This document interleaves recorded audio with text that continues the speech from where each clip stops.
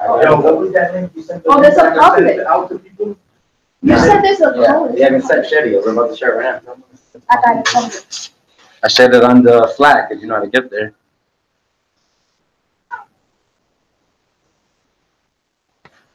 Hi. Hello. Hey, what's up? How are you? Good. Welcome. For a little two-step.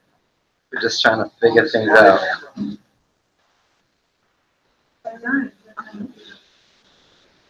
All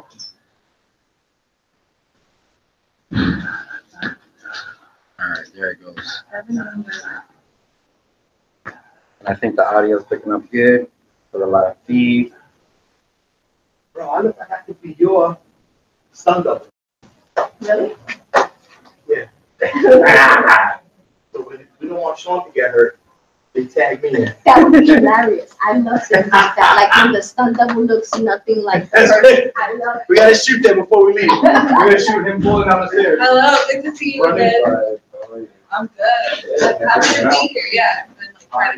Renee, nice to meet you. Nice to meet you, sir. You been to this place before or no? I haven't, no, and I was like, how have I not heard of Hi. Hi. Oh, Sure. what's up, man? I left my stuff there. it? Put this on me while we're moving around. You can walk.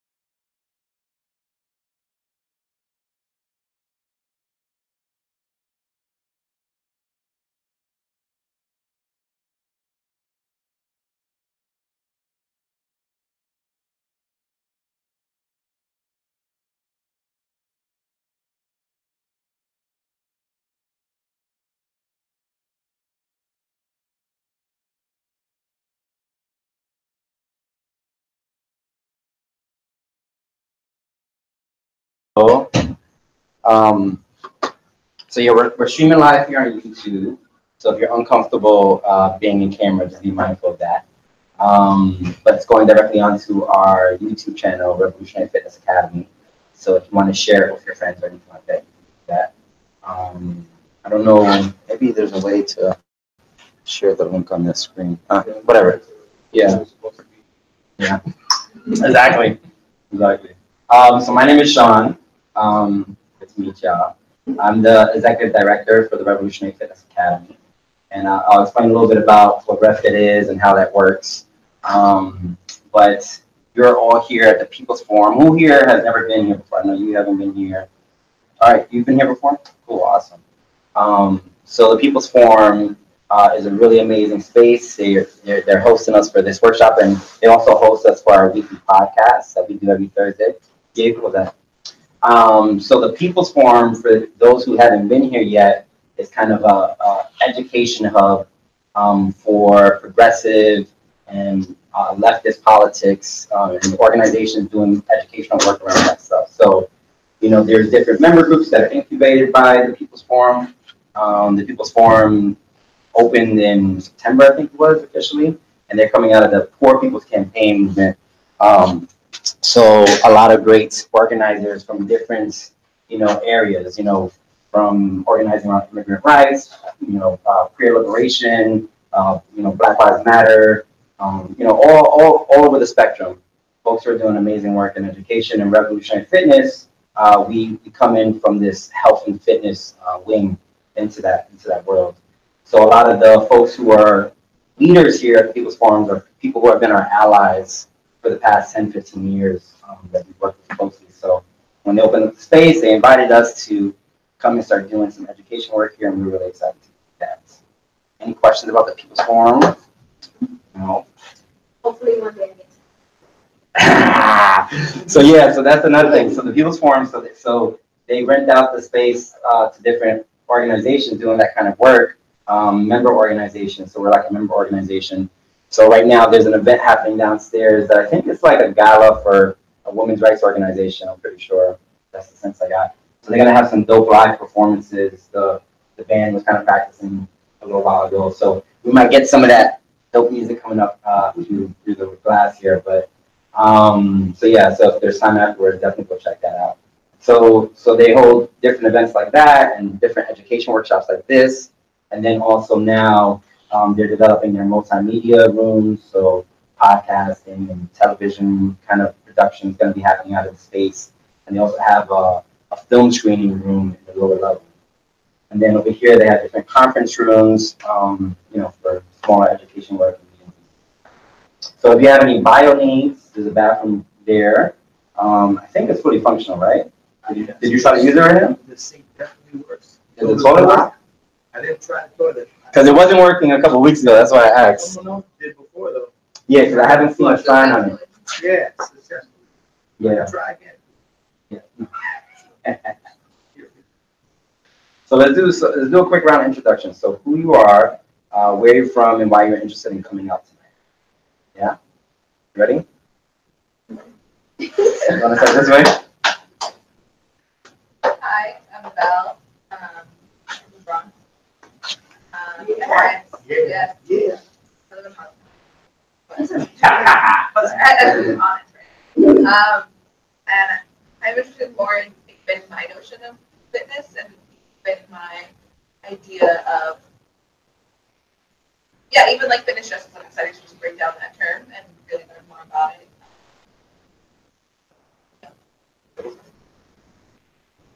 it. Oh, we should do pronouns too. I'm trying to go genderless. I got that. What do you call those names? That's boy and girl. You know what I'm saying? That's what they call gender neutral. Not conforming.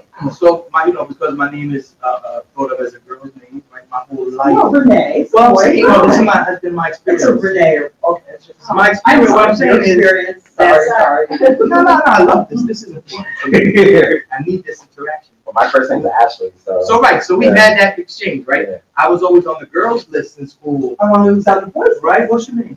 Renee. Get the I thought you just was So we got two Renees in the house. No, I got a little thing here. I can That's pan in on crazy. these How do you people. spell it? Two E's? Yeah. So see, I spell it with one E. No, 2 E's on that. Yeah. So right. That's what that's. You gotta zoom in on Renee's Right. face. So, but they still would always put me on the girls' list. So I'll be in I class, just don't know. and then they get to the girls' list, and I was on the girls' side of the list. Right. I'm of course from my public school in the '80s in the city. You say here. Thank Right. you. So, and then it would be like after 2 or 3 girls, they say Renee, and I'm like, that's me, you know. And they're like, oh. So I've had that weird interaction, and then now being an educator. No, me, they always just thought I was lying. They were like, Ashley? Yeah. I'm like, yes, like, that's me. Like, why would I lie about this? It wasn't until I started teaching when I heard that Johnny Cash saw a boy named Sue. Yeah. That was like, well, a boy named Sue and had that, that stuff. Anyways, I got picked on stuff, but anyway. So now, because I work with young folks who are gender nonconforming, and because I try to embrace everybody, I want to also embrace that. And also, I realized that I did have some of that experience growing up, with the confusion of name, just because of me. So, and so also, when I introduce myself and we do the I would say, I'll respond to anything if I rock with you. If we're cool, you can call me whatever, and I will respond. You know what I'm saying? So, that's what I'll say now. And I'm here because I'm like the mascot of the I agree with that. Yeah. I'm like, not really fit, but a little fit, aspirational, Yep. Yeah. Hi. What's up, Jay? Yeah. That's 4 doors later. You figured it out. Yeah, really. You were just afraid of it. Yeah. Not beat me by 1 door. Nice. So go ahead and find a spot. Yep. We're gonna come back to you, okay? Doing intros. My name is Nay, who's Renee, but I go by Nay. And my pronouns are she and her and hers. But yeah, just don't call me Nan. Yeah. We're cool. Yeah. And I live in Brooklyn. I'm the West Coast boy. I'm West Coast girl, Calvin. And I teach chair yoga. Cool. Chair yoga. So I'm interested in just wellness in general. And I want to reach all different able bodies.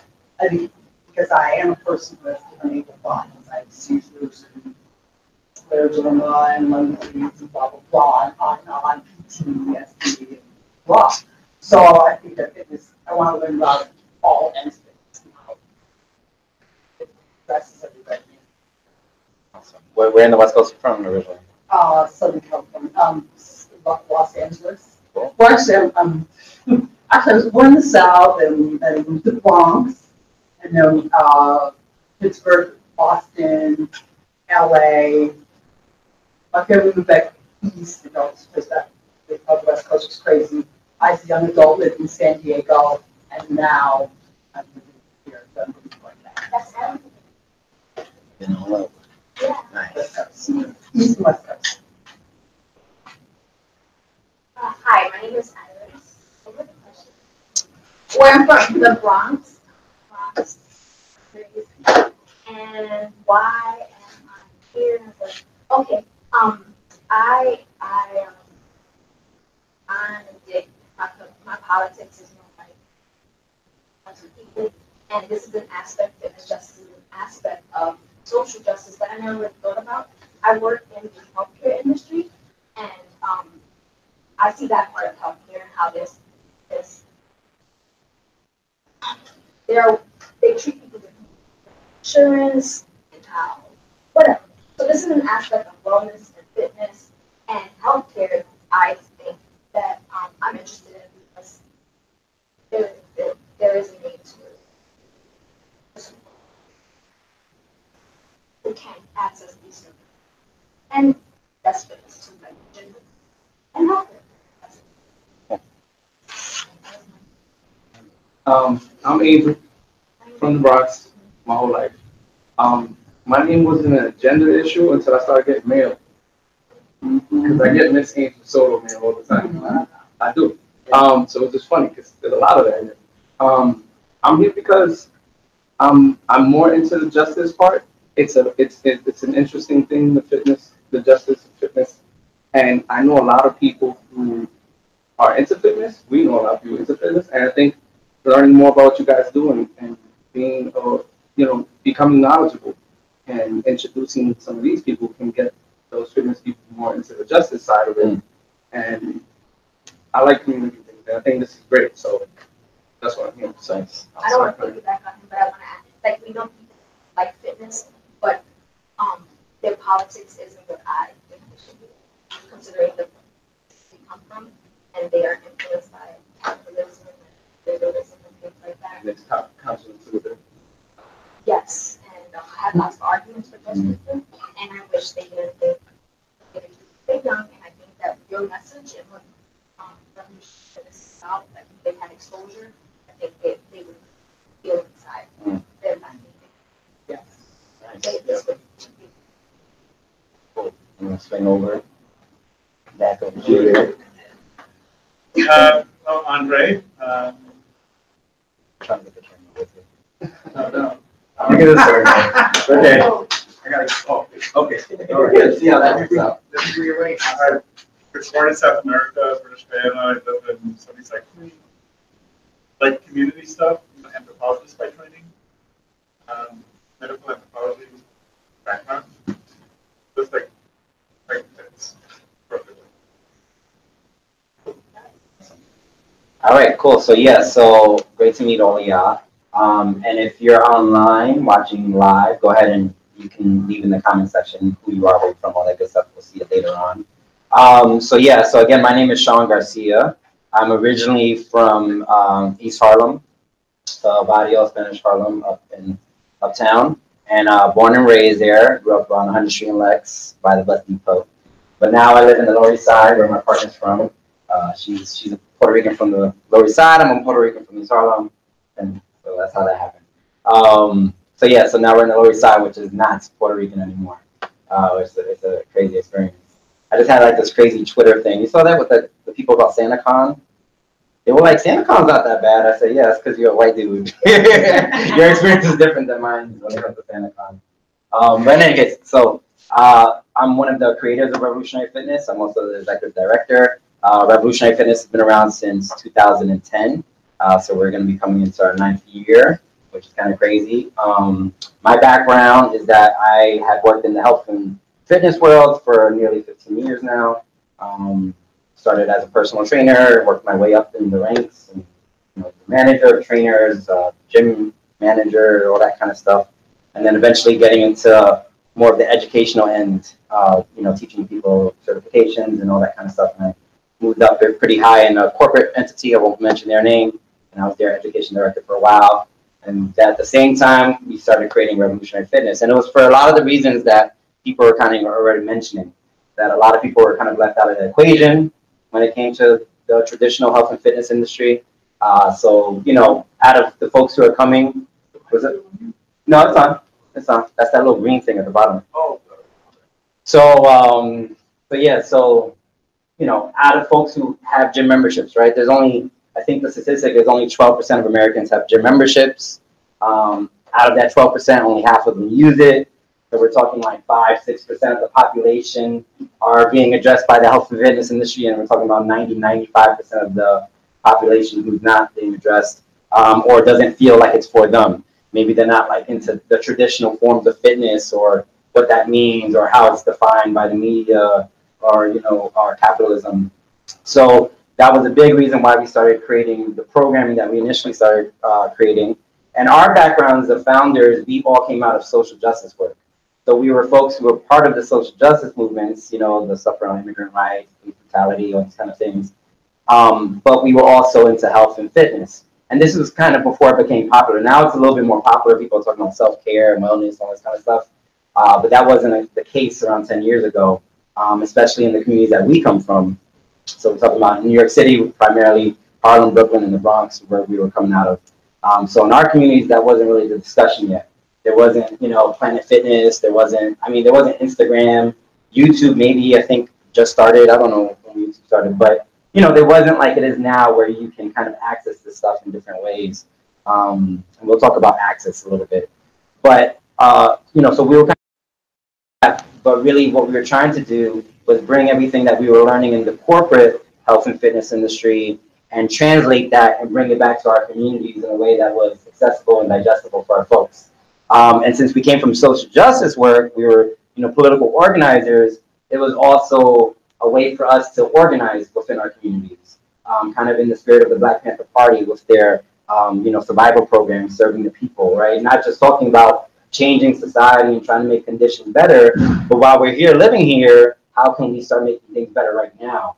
And then, working towards that systematic change down the road, which is a lot of what this topic is today, understanding fitness justice. So that was why we created Revolutionary Fitness. Initially, we were just doing free workouts in the park kind of thing, which is not the first time that someone's done that. We'll talk about that as well. People have been doing that since there's been lack of access. People have been creating little pockets of access within their circles.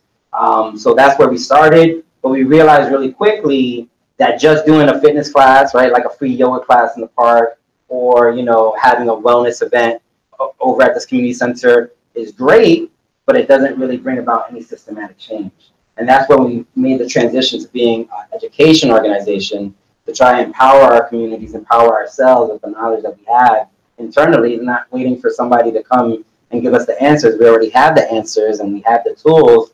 So empowering ourselves to identify that and start emancipating ourselves in our communities.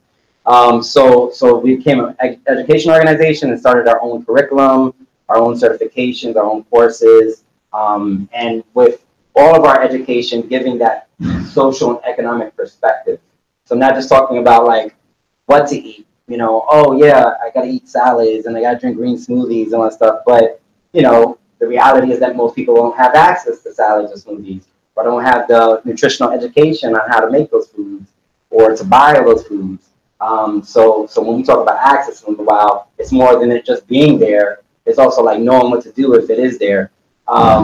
So in any case, so we have to talk about nutrition in our courses differently, right? We don't talk about it like, oh, these are great foods to eat and this is your macronutrients. Yeah, we bring all that stuff in, but we also want to talk about what are the hurdles, the real hurdles in our community that are going to limit you from making this possible, and how can you navigate around those things and come up with creative solutions. And then when you can't create solutions with the options that are available, how can you fight for some big change in your communities, right? Going to your kid's school and starting an advocacy program, getting the parents together to demand better food in their school, right? That's now getting into that political organizing wing that has to happen. It can't just be like, oh yes, free donation-based services. It's not going to make real change.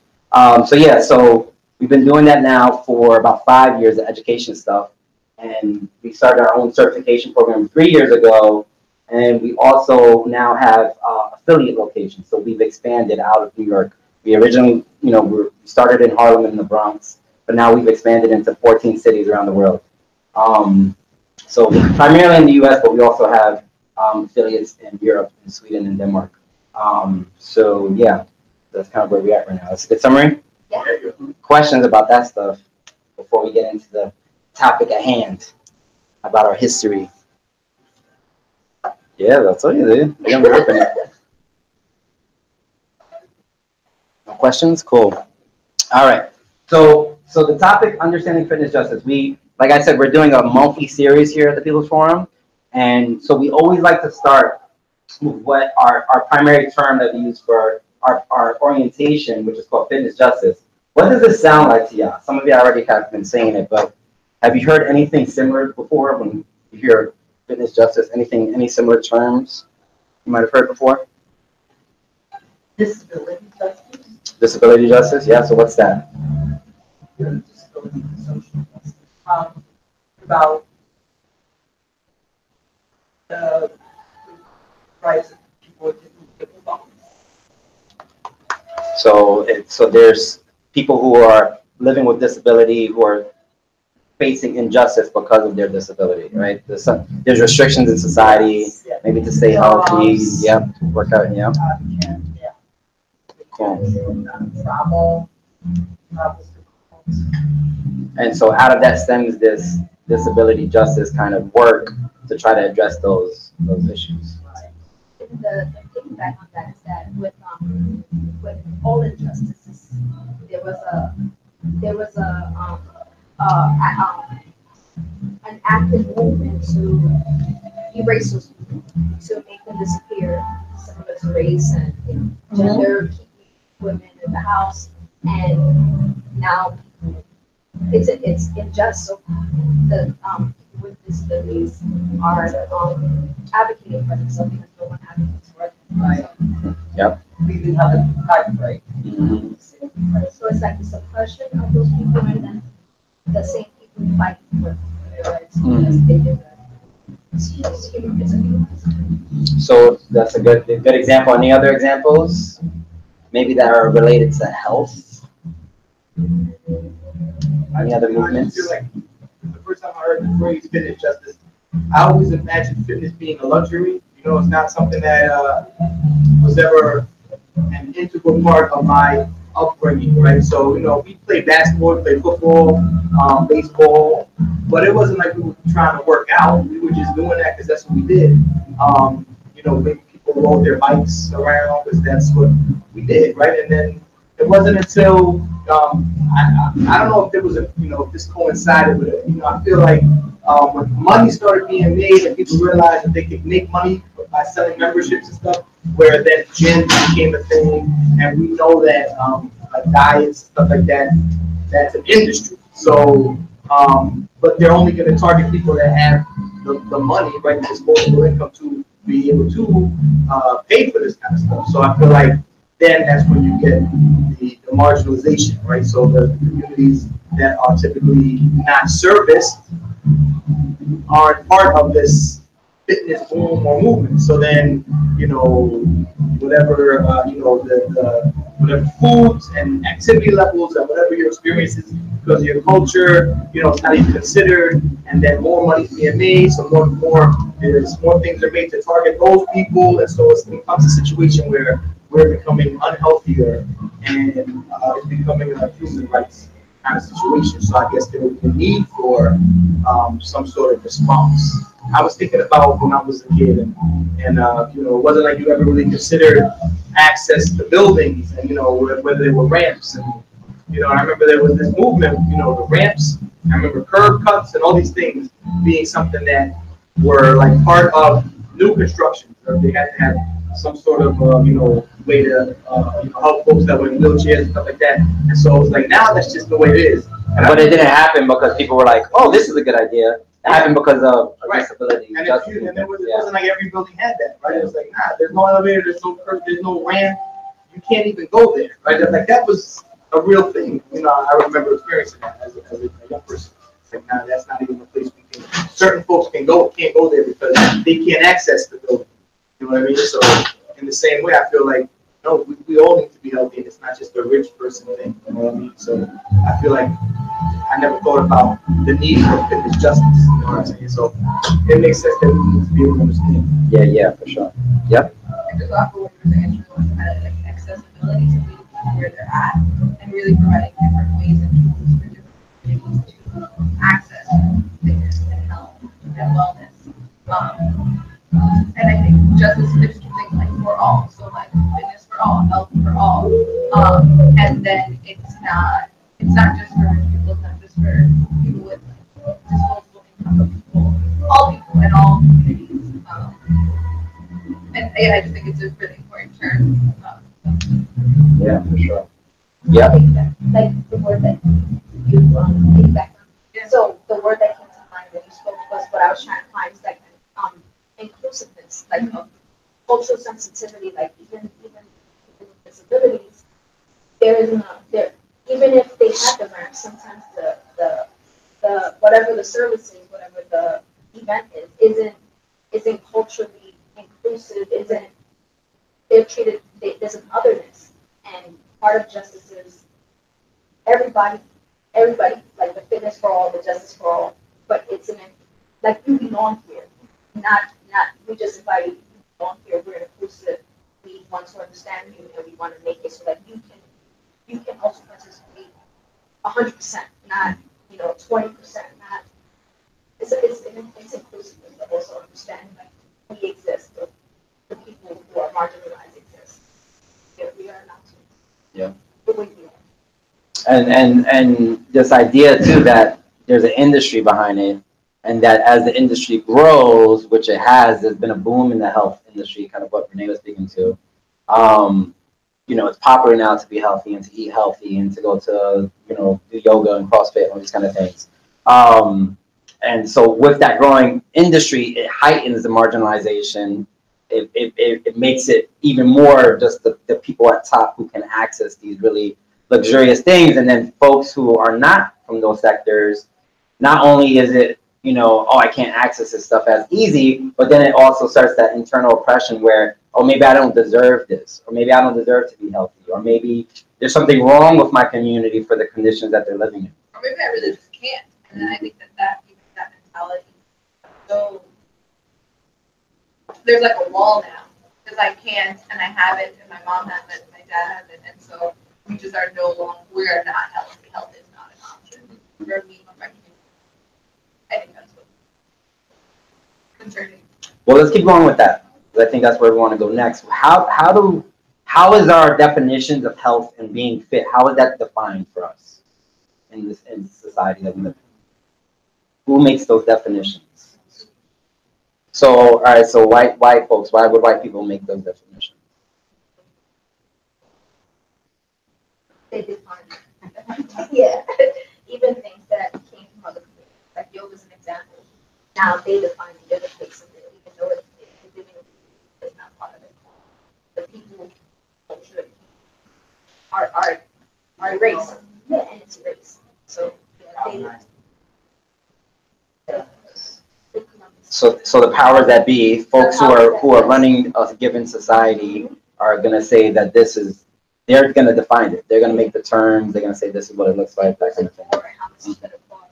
And then if it doesn't come from them, the original idea, usually they co-opt it and they rebrand it and make like it's their idea, kind of thing. And there's a cultural aspect. The cultural aspect, the importance of it is also lost too.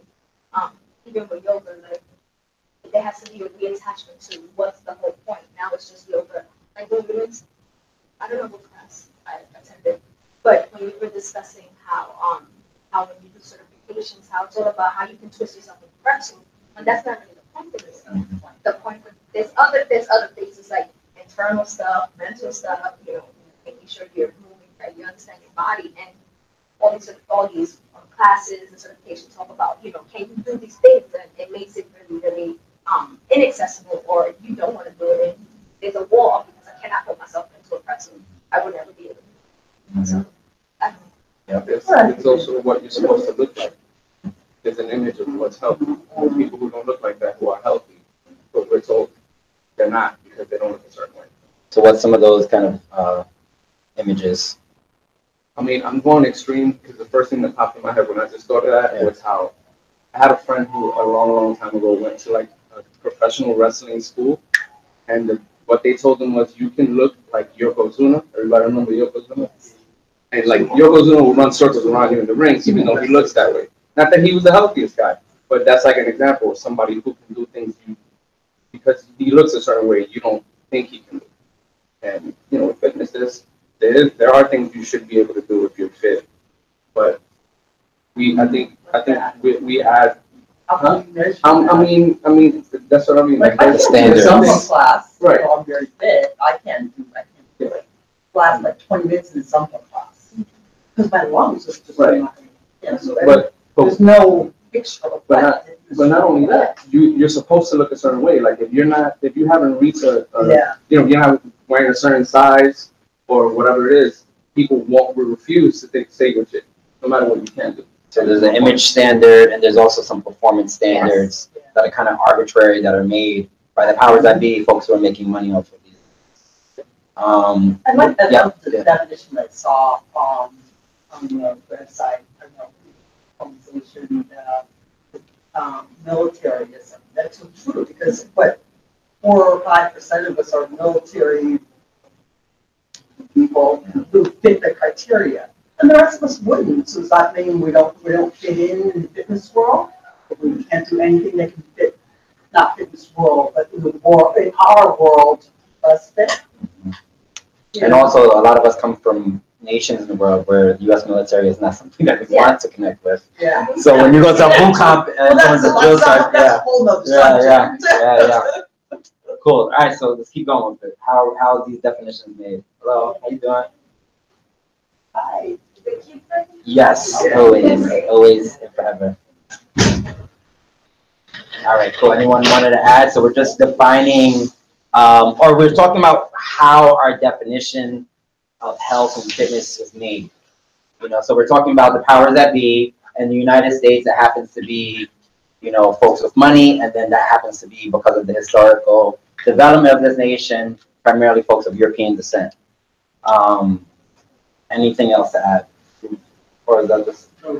You a teacher, you're supposed to know better than that. You can't be doing like little gestures, jacking me up. You gonna say that? That's I know you. Yeah. I think I used to think it was also fixed that people were healthy or they weren't healthy, or that people were fit or they weren't fit, rather than understanding it as many people were on. And also that it was ever changing. People could have been fit and no longer fit in their own estimation or in their own understanding. And I think that's when I started seeing the justice aspect, when it was a continuum and when I saw that there was like a spectrum of fitness. And I think that if you're side of the fitness growth to see people as fit or not fit, that's very limiting. And I think no matter where you are, if you just see something as it is or it isn't, you're not really seeing the whole person. I think that that's where justice is full, as whole beings. That's a great point. That this is a journey, like most things. It's never black and white, and we're always in processes. And I think that money is always at the heart of so much of what's wrong in our society, and so people have a vested interest, literally, in having all of us feel like for some reason we are not where we should be. Right? They want us to be uncomfortable. They want to buy something to make us feel better, or buy something to continue the process of us feeling bad. You know what I'm saying? So I'm gonna go get those fries. Those fries make me feel good, but because I feel bad, I want to feel good, so I'm gonna have those fries, right? Mm-hmm. But then I'm gonna go buy that program that's gonna help me work out in my house because I feel like I'm out of shape, and I don't want to go to the gym yet because I'm not ready for the gym, but I want to get fit, so I'm gonna buy that program, that app or whatever. You know what I'm saying? So like everyone's trying to get a piece of the pie of your wallet, and I feel like whether it be the clothing people that want to change the way the styles, right? What's in style now? This is the new style. You can buy this, or the gym people, the health people. Everybody wants you to feel like you're not fine, like you need to get better. And I think that we should always be trying to get better, but not because they're telling us that, because we feel like we should be growing and progressing. But I know that I'm big, but like I feel good, and I realize that I can't do a pull-up, but I might be able to punch a hole through a wall, and that's like a different kind of thing. Like I feel good in knowing that I'm a strong dude. I'm not gonna run anymore because my knees are terrible. Like there's understandings I have as a result of living in this body. You know what I'm saying? I know there's some things I can't do anymore, but I'm okay with that. And it's not like I'm saying I'm good with being where I am. I want to get better, but it's like it's a journey, it's a process. But back, like 10 years ago, I was like, oh my, I can't believe that this happened to me. I was feeling terrible about it. Now I'm going to get new fries. You know what I'm saying? And I made it worse. But then I miss you. But what jumping on what you're saying about this economic component. So if people think they can make money off of something, they're gonna figure out how to make money off of it, and that's gonna really dictate a lot of our understandings of health. You know what I mean? So it wasn't until people started making money off of owning gyms and creating gym memberships that it then became a popular thing that now it's a multi-million-dollar industry. And now when we think about, in order to be healthy, I have to go to the gym.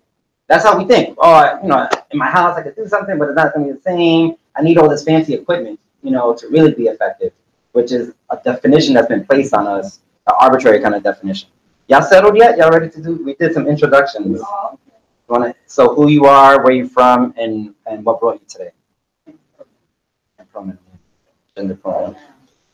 If you have a gender preference, pronoun. Yes.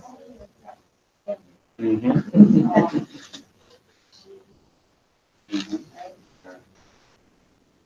My name is Sherry.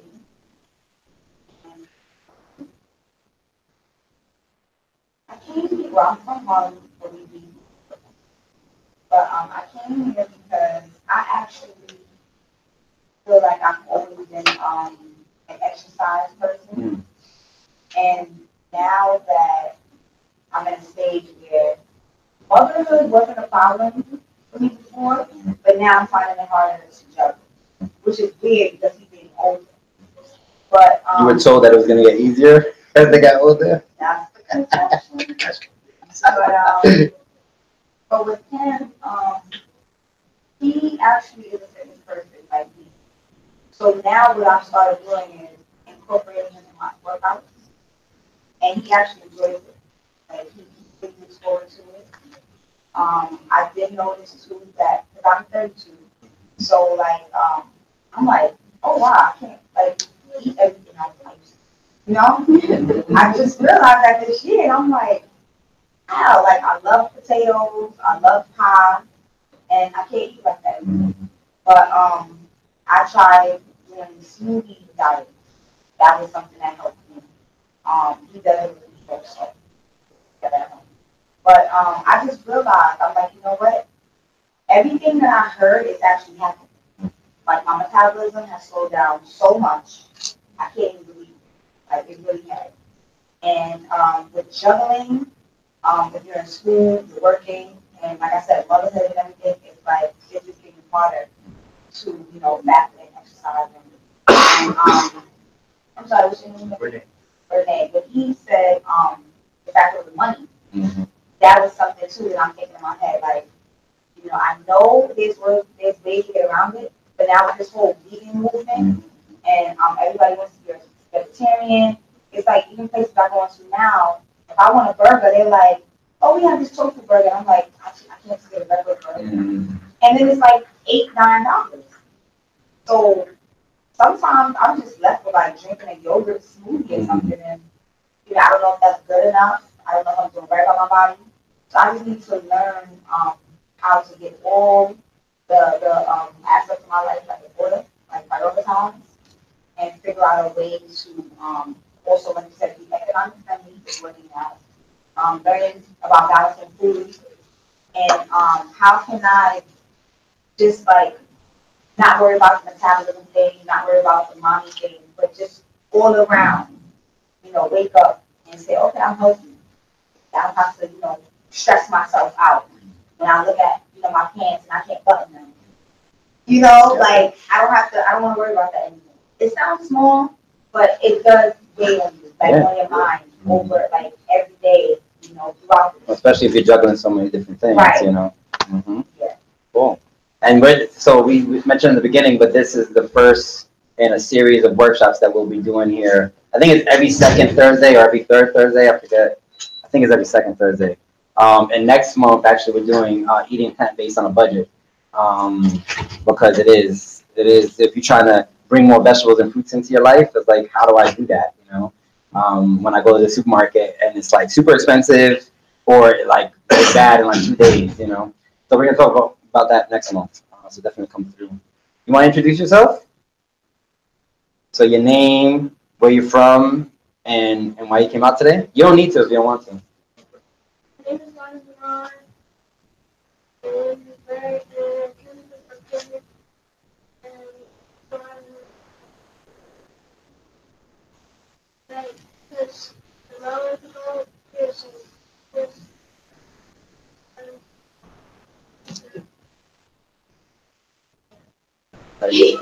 Are you being honest? Yes, you're being honest. I love it. Mom dragged you. Well, hopefully you enjoy yourself. And then Marcos, who's kind of in and out of the room, like weird. I don't know what he's doing. So your name, where you're from, and what brought you out today? What's up, everybody? My name is Marcos O'Neill. I'm from Spanish Harlem. What brought you here? What brought me here? Well, I mean, I've known Sean for a bunch of years. I've been working with Revolutionary Fitness from the grassroots. You could say when they were like doing free classes in every borough before they had a studio, and I'm here to take photos.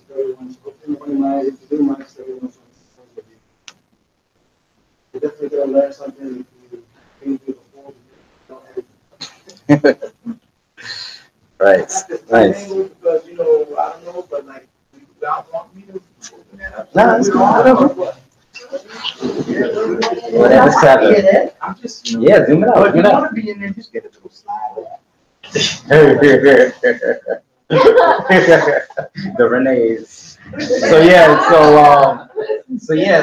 So we have a couple things out there was defining it. So economics, folks who are kind of empowering society, defining things for us. I would also say a lot of definitions are created from the lack of education. So because we don't know about these things, we kind of create these answers for ourselves because we're always looking for answers. And sometimes those answers are not scientific or, are not, haven't been proven in any real way except in our minds, or they're anecdotal. Like this happened to me, so it's gonna happen to you kind of thing, and that's not really how it works. So there's a lot of miseducation out there. So a lot of the work that we do is that process of kind of providing the education and also this decolonizing of health and fitness. So what the definitions that have been given to us, we have to take them with a grain of salt. We have to be able to analyze, like, why is this being told to me? Why am I told that my body fat has to be a certain percentage in order for me to be healthy? Why, like for me as a cis male, like I have to have a certain amount of musculature in my body to call myself healthy. If I have extra weight on me, that I'm not healthy. If I can't perform certain exercise or sports, I'm somehow not healthy. And then it just starts working people out of the equation. So then it's this black or white, like I'm healthy or I'm not healthy kind of thing. And then we're always like, oh, this is day one of me trying to get healthy again. This is I'm starting to, when it's this ongoing thing, right? This is like day 3,000 or whatever. I don't know the math behind years. But yeah, so in any case, so we have all these definitions. We got to kind of break them down and redefine them for ourselves, And the things that we want to think about when we're creating these definitions are these definitions inclusive? Are they, speaking to everybody within our community, within our spaces?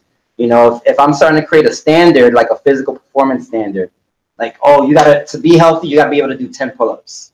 If I create that standard, with my perspective, then whoever can't meet that, now I'm working them out of the equation, and I just created this arbitrary number. Where does that number come from? Where do these 10 pull-ups come from? Where does this body fat percentage stuff come from? Some of it, if you have like your body fat is really in excess, 35, 40% of your body is body fat, then there's some, scientific proof that is going to lead to some chronic diseases, which we're going to talk about in the examples that we bring up today. But if someone's a little bigger, if someone's a little skinnier, if someone's a little taller or shorter, like these things shouldn't be defining us. So let's move on. Because we can stay on that forever. The example that we're going to talk about primarily today, because we're in New York, so if you're watching, you're not from New York, too bad. No, I'm just saying. It speaks to a lot of examples that people deal with, but it's the example, and it's great too, based off the composition of this room, it's based off the example of the Bronx. So the Bronx, what is significant about the Bronx out of all the 5 boroughs when it comes to health, fitness, and the things that we're talking about? Highest average. Yeah, basically. Most parts. Most part? Yeah. You can talk about it. Something you consider, right? Like Forbes Congressional District. And one of the richest, if not the richest city in the world, right? So It's the a Bronx, nation, though, right? Like Yes, the top right, 3 or whatever Forbes Congressional District. right. So the Forest County, right, congressional district, right, the county, right? So for those who are watching, the Bronx is one of the 5 boroughs, which is a county of New York City. Right, richest city in the world, or one of the richest, I don't know where we fall now, but one of the richest cities in the world, and the poorest county in the U.S. is situated here. So it's part of that city, part of that richest city. So how does that happen, right? How does that manifest? So you threw out one figure already. You said that the asthma rates are higher. You know what the asthma rates are?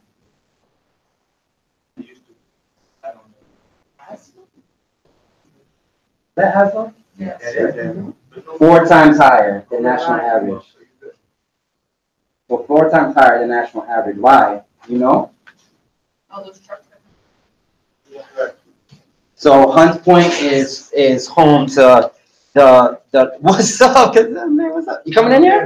Or are you just stopping by? For a second. Yeah, for sure. So, where was I? Yes. Hunts Point, home to some of, it's the ports where all food is coming into the city, right? So, vast majority of the food that goes throughout all of New York City comes in through Hunts Point, and all those diesel trucks are coming in and out of the South Bronx. I think it's somewhere around 15,000 trucks a day. 15,000. So, and we're talking about going through residential neighborhoods, you know? So when the Bruckner was created and Southern Boulevard, all these kind of things, you have all these diesel trucks just going straight through the community and creating all this pollution. What else is causing the asthma rates to be higher, you think? There's no doctors, I mean, there isn't no doctor. There is a less access to doctors and medical care by the people in the Bronx. So health insurance is an issue, right? We talk about the poorest county, so in terms of accessing health insurance and accessing care is going to be limited, and it's definitely going to be different from other parts of the city. So that's a big part of it. Another thing, yeah. Factories, garbage, there's lots of pollution. More pollution like this lead. That's Right. So in terms of garbage, right, 1/3 of New York City waste is housed in the South Bronx. All of New York City, 1/3 of it is in the South Bronx. So all the garbage from Manhattan doesn't house. I think Manhattan has no transferring sites for waste. It's all those. It is all through the South Bronx. They fought for it. No, they fought against that. They Oh. were thinking about, I don't know if it was 2 years ago, I think Bloomberg was in, there was discussion about having garbage travel to them and whatever area it was, they advocated for it. Mhm. It's not there. So it's literally harder to breathe if you live in the Bronx. How does that affect someone's health and fitness? I mean, it sounds kind of obvious, but maybe we can break it down in some examples.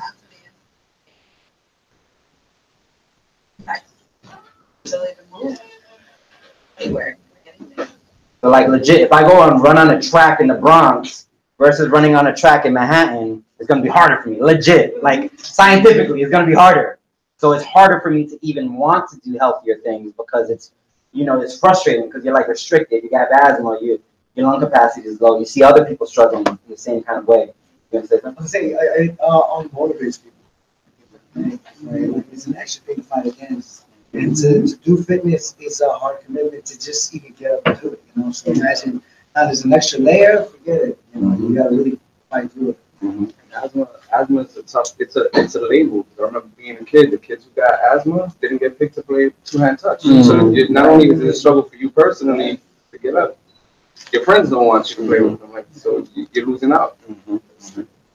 My cousin had asthma, which is being mom was overprotective, so she didn't even want to do it anyway. So there's like stigma that comes along with it. Then there's also like real world circumstances where maybe your mom's and your protector doesn't want you to go out and put yourself in a position where you may have an attack. You know, I think So now you're like not even playing So you can't even sports and play recreational sports. activities. and you're saying like it's harder to breathe, but then a lot of times you just grow up knowing you had asthma, so you didn't even, it wasn't like something you thought about. This was just a reality for you, so you probably weren't then, you know, exercising and doing these active things as much, which puts you in a higher chance of being, you know, unhealthy or, you know, just a bad situation in terms of fitness and ability. And even though we're talking, you know, I forgot to preface this conversation. Even though we're talking about the Bronx is really, it's just a very staggering kind of example because we're talking about the vast majority of this borough that is living in these conditions. But it's the same conditions that many of the underserved communities throughout the city, in Brooklyn and Manhattan, they're also very much living these same experiences. So like all the statistics that I'm gonna lay out here for the Bronx are almost identical to East Harlem, which is in Manhattan, which is just across the water from the South Bronx. And the same is true if we go into Canarsie and we go into, you know, different parts of Brooklyn, it's gonna be the same kind of conditions. So in any case, so the asthma rates are higher. That's gonna definitely affect people's ability to get healthier or want to get healthier or being in social stigma. Another figure is that 25% of the 1.3 million people living in the Bronx are defined as poor health. living in poor health. Okay, so we're talking about 1 in 4 people. So what's that do for, if I live in the Bronx, what's that do for me growing up? If 1 in 4 people are living in poor health, how does this start shaping my reality? And there's a lot of Bronxites in the room, so maybe you can talk about it. Normalizes it, and it makes it, it also makes it unquestioned. A reality, it's normal, it's not, I don't want to say acceptable, but like accepted and almost like a future to live into. It's like, oh yeah, I'm gonna be on yeah, it's just the way it goes. When you go to a family get together and like everyone in the room is unhealthy, it's just like, all right, that's where we at. But if you're in a community where that's not the reality and the majority of people are living healthy lifestyles and someone in the family isn't, people are gonna be concerned, hey, is everything okay, blah, blah, blah, speaking to them. But like we're talking about, cancer rates are crazy in the Bronx. We're talking about people getting obesity and diabetes and different things, chronic diseases, and it's just normalized. It's kind of like, oh, this is just, this is what our people go through kind of thing.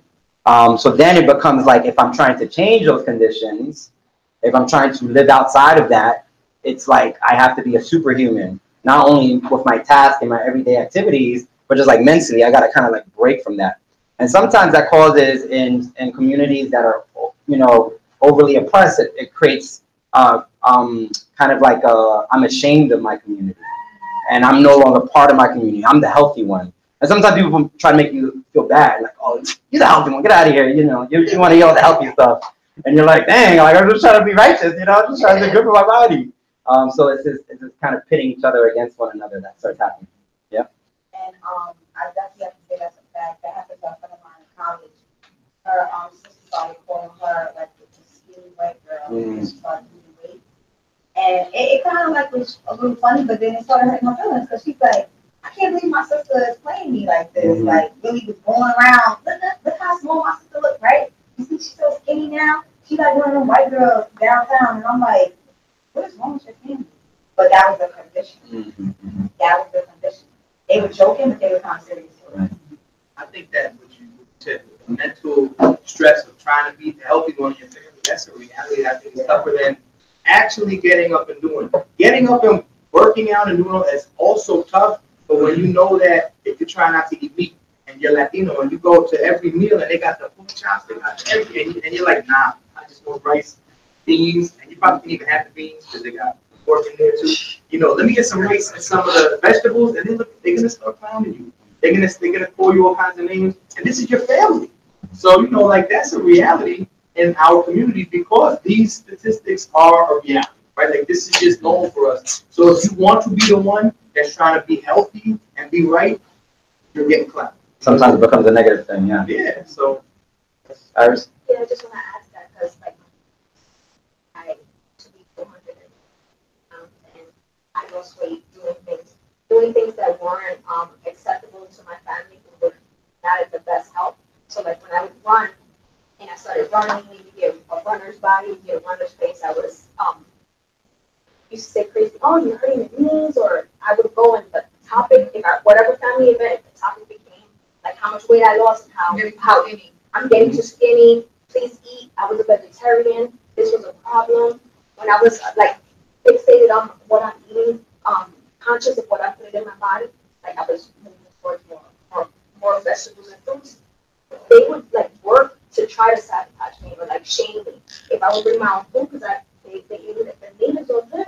I would bring my own food, shame. Oh, look, she doesn't eat. Oh, you need to eat. You never eat if you're eating like a rabbit. And it really, like, it hurt my feelings because I was doing all this work to try not to die because I was pre-diabetic. And, like, my family did everything. Although they were diabetic, did everything to, like, make me feel like I should give up and just become diabetic and just not enjoy fitness. And I shouldn't be doing weights. It was just, like, I feel emotional, I don't know why, but it was really hard, like, culturally, because I didn't want to reject them. But it was like I almost had to separate myself to like take care of myself and then build myself up to be able to confront them and say, yeah, I can do this too. Like I can help you, but it was really right, the cycle of poverty, the cycle of oppression. Just to add really quickly, I read something that changed me this year specifically. It said disease runs in families because eating habits. Like I thought about that so much, and it's exactly that. You know, it's like, what? You're not gonna eat the same rice and beans and the chicken or the steak, whatever that we eat all the time. It's like, no. And I have more information these days that show that that's not a good idea. You know, maybe I should switch it up if you care about your health. You know, Even so the it's portions, tough. like sometimes I like I would want to eat my rice and beans with a little bit of bacon, pork shoulder, pork, and I would want smaller portions. And this was a good deal because, like, you know, they wanted to feed you like this, and I was like, yeah, like it was really a struggle. Like it's a struggle for me now because like I live with this guy, and like I serve him wrong. I serve him too much, like when I cook, and it's wrong. But it's like 5'5". She feeds me like I'm 6'5". so it's like I do the things that were taught to me that I shouldn't do, and it's like even if, as much as I know, I just still repeating the cycles of. Right, because no matter how much we start learning and educating ourselves and start getting woke or, you know, just start gaining this consciousness about health and fitness, we still are, you know, living in these social conditions where the media is telling us one thing, the people who are trying to sell us products are telling us another thing. There's bad miseducation that's going on and circulating within our communities. There's the cycle of oppression where we're kind of like crabs in a barrel pulling each other down. So when we're trying to uplift ourselves, somehow we're seen as, you know, doing something negative, or if you're not doing enough, then you're seen as just being labeled a bum or something like this, right? This is all part of this classist kind of reality that we live in, where, you know, these things are counterintuitive. Like I should not, if I know you're pre-diabetic, I should not be promoting you to eat poor food, but it's a product of this conditioning that we get. So it's really important to understand that, you know, that conditioning is there and we're living in it. And we have to continually battle against it. It's not just like, oh, I learned how to eat. Now I'm good for the rest. It's like, no, someone's going to tell me this, this, and this. Yeah. And also the fact that, doing class is always running all the time. It's hard to catch. You want to get down to it. You know, like, there's no cats. They're always running. They're always looking down. They're always, like, every single time, they're always, like, got doctors' appointments, like that. And I think they also teach us not to love ourselves. So they say, okay, you know what? It's also conditional unemployment. They're like, you know, we don't need you. We don't need you. So, you know, you're over here with the cheap food, ghettoize you, because we don't really need you. You take care of yourself. And so, you know, for us to be like, yo, you need to be better. You know what I'm saying? Yeah, no. Y'all got to tagline up here. Yeah. No, but it's interesting because I live in a highly gentrified neighborhood now on the Lower East Side, where it's like, you know, Lower East Side used to be primarily Puerto Rican and Black, and now it's like, it's 80% white and affluent. And in the I get up in the morning to take my daughter to school, and as we're walking to the bus, there's like 20 Wall Street kids running by us, jogging and getting their fitness on. You know what I mean? So people who are more affluent and who have been educated on what it means to be healthy and fit, who have been told by society, this is for you. You know, living this lifestyle is for you, drinking these smoothies for you, wearing this clothes is for you. All these things, they've been taught that this is their birthright. They're taking advantage of it and they're doing their thing. And in this battle to kind of change society, those are the folks that we have to go up against and that we have to challenge. And if we are not able-bodied to do that and, you know, working out their level, I've seen a post somewhere, this is like in the height of Black Lives Matter stuff, where there's this rise of neo-fascism being sparked by, you know, the powers that be in this country. And it was this quote like, you know, a Nazi worked out today, did you? And it's like, that's real. You know what I'm saying? Like the people who are trying to hurt us, they're exercising. So Basic military. Like yeah. Train like hardcore. So let me put some other facts on here because we're running low on time already. I don't know how this happened. So in the Bronx, 50% of kids live in poverty. So 50% of kids live in poverty, right? So that means one out of every two kids are going to sleep hungry every night. I was one of those kids for sure. 1 out of 3 kids in the Bronx are obese versus the national average, which is 1 out of 5, which is still a crazy number. 1 out of 5 is a really crazy number. The childhood obesity rates are going up. But in the Bronx, 1 out of 3 kids. Anybody knows what obese means? What's that mean? Because sometimes we kind of loosely throw it around. Body mass index over. Not body mass index. It's different from that. Anybody know? Is it the weight, like the weight to your height? No. That's BMI. Yep. It's more a measurement of how much percentage of the mass in your body is from fat, lipid cells, right? So we all need fat on our bodies. Fat is essential for our bodies. But when fat gets in excess, right, and it's outweighing muscle, bone, water, mass, all the tissue that is in our body, when fat gets to a point where it's over a third of our overall mass, that becomes an issue. And that's usually what leads to a lot of chronic diseases. So people who are obese are 50% more likely to get chronic diseases by the time they're in their mid-30s, right? Now, this doesn't mean like I'm big, because you could be skinny and be obese. So it's a question of this relationship of tissue, right? Because you can be like a sumo wrestler and present really big. You're like 400 pounds, but you have tons of muscle underneath that 400 pounds. So your body fat percentage is probably in a good, healthy place. Does that make sense now? So yeah. How do you check your body fat? No, all that muscle under that fat. Yeah. So the child obesity is going up. Yes. At staggering rates, it's a crisis. Yes. So now it's gotten to the point too where if we're talking about 1 in 3 kids in the Bronx are obese, that means, and this is, I would say 1 out of 4 in underserved communities all throughout New York City. So that means your son, if he has 4 friends, 1 of them is going to have cancer by the time they're your age because of this obesity levels. You know what I'm saying? That's where the figures are. So it's increasing. It's increasing. Why do I think it's increasing? Just real quick, some points. Access to food. So in the Bronx, 70% of all food access is fast food. 70%. Okay? In the Bronx. So 70% of food is fast food. So that means if I'm a kid and I got $5 in my pocket, which is a lot, if I got $5 in my pocket and I'm looking for affordable options, where I'm gonna go? I'm gonna get fast food. I'm gonna eat fast food. The food that's serving schools, I would define as fast food. Yes. I would define that as real food. A lot of that stuff is really no nutritional value. Right. And also too, like for me, when I was growing up on welfare, the meal that I had at school was probably the only meal I was getting all day. Maybe meal when I got home, like in the first half of the month when we were at the first part of the check. But so that means that my whole nutritional intake was fast food as a kid, and luckily I was very, active and stuff like that because I was super broke. So I just had to run around outside. We didn't have no video games when I was a kid. So I was able to keep it off, but most kids aren't, especially nowadays. Now there's more inactivity in our community, right? So there's more computer use and video game usage, which that's not the problem. The problem is not computers and video games. The problem is that now that's becoming the only options for our kids, and we're not encouraging movement and activity. So in the Bronx, only 3% of the Bronx has access to adequate health facilities. 3%. 3%. Schools in the Bronx, where's the figure? Schools, less than 20% of public schools are providing adequate exercise time. Less than 20%. That's citywide, that's not just the Bronx.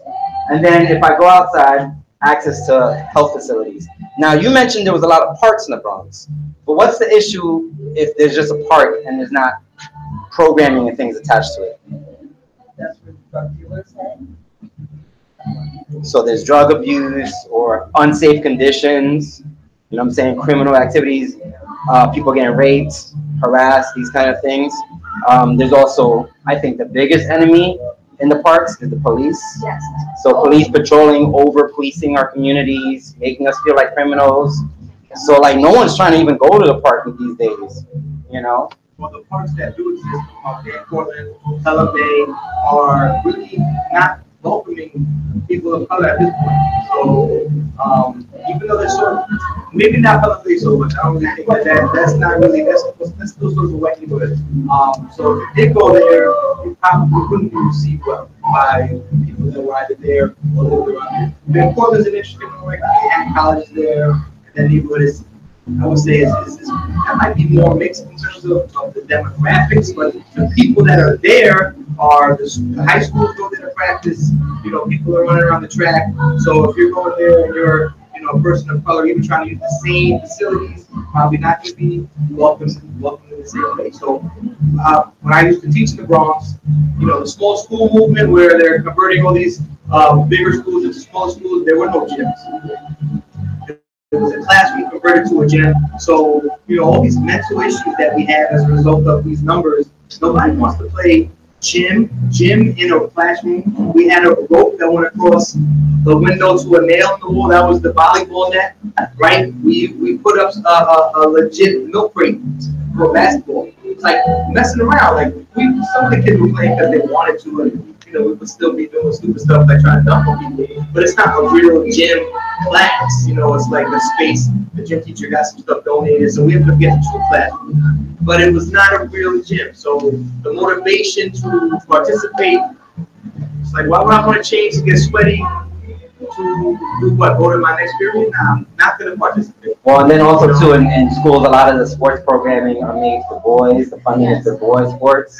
So if I'm a woman or if I'm queer, I don't fit into that equation. I mean, there's legit schools that they have to decide, oh, do we cut funding to the basketball team, and they can't get jerseys this year or whatever, so that we can create a girls' league. It's like, why is this even a question? Why are we living in 2019 where no one, you know, where not everyone is getting access? We know that this is a crisis, obesity. We know that access is an issue. Why are we even still questioning it? Why are we getting little crumbs in terms of the budget that's allocated for it? And then it gets cut here and there. Oh, no, we don't got funding for this. We need to put it to the science program, that kind of stuff. You got a question?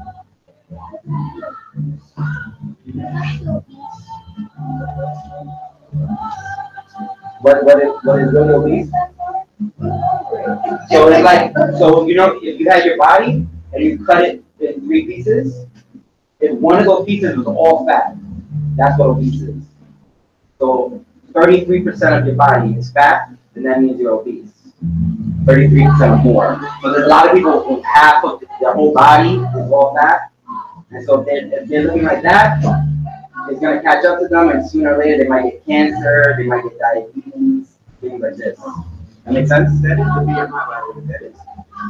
Body mass index is, so the issue with body mass index and height to weight ratio, that's based on like the European. Is European standard, very arbitrary European standard. So it's not very scientific. For the person, still 33% of yourself, right? Like that, if it was fat, that's still not your whole body mass. Not comparing the ideal, because it's not separating fat from muscle, from bone. Yeah, it's just using height and weight. So it's really like, so that's where, because that goes back to the stuff we were talking about before, that being fit is a certain image. I'm either like a skinny girl or a muscular dude, right? And then if I'm queer, if I'm trans, if I'm gender non-conforming, if I'm short, if I'm a little tall, like where do I fall into that spectrum, you know? Yeah. I'm just trying to figure out why the Bronx like, because this is just like so disheartening. I'm just really baffled. Like, you don't have no issues with them. They're very similar. So the statistics, I can share them with you afterwards, but the statistics are not very off for many communities in Brooklyn. The issue is that we don't know these issues exist, and we're just thinking this is reality, that our communities look like this. So the issues are there at these staggering. I mean, we talking about 1 in 5 nationally kids being obese. That's the whole country, including Brooklyn. 1 out of 5. That's a crisis, you know. It used to be, I think, 20 years ago, 1 out of 10. So it's what's that? It's up by 400%. Is that the math on that? And a generation, So this is more like a city issue. So I think what we're saying here is we're identifying that the Bronx is the poorest county in the U.S. and we're tying poverty and lack of access to a lot of these health crises is showing that in addition to personal choice, me choosing what to eat, me choosing to exercise, there is, in addition to personal choice, there are systematic issues, right? So there's structural issues tied to economics, tied to race, tied to gender, that are restricting communities from being healthy. So like I could live in the Bronx and I could be healthy, but I gotta be like a superhuman to do that. You know what I mean? Like to really. So what about the free programs that communities are not willing to engage in? So why is that? Why is there programming out there, free fitness classes, all these kind of things that people are not taking advantage of more? Why is that? Well, one thing is the Bronx is where a lot of the people who are pushed out of the places that are being gentrified are at. So it makes the community longer. So the programs are usually offered during times when people are working. And although you can be in poverty and you can be considered impoverished, you could be working too. Like many poor people work and they qualify for benefits. There's no time to work that. So if you're a working person, you go, you take an hour. The Bronx has one of the longest.